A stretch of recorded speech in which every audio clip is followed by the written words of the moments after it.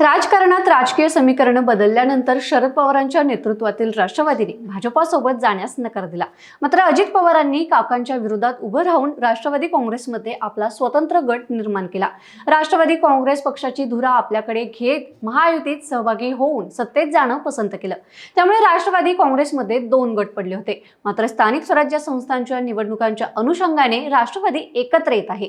काही दिवसांपूर्वी बीडमध्ये दोन्ही राष्ट्रवादी एकत्र येणार असल्याचं वक्तव्य तेथील राष्ट्रवादी काँग्रेस शरदचंद्र पवार पक्षाच्या स्थानिक नेत्याने केलं होतं।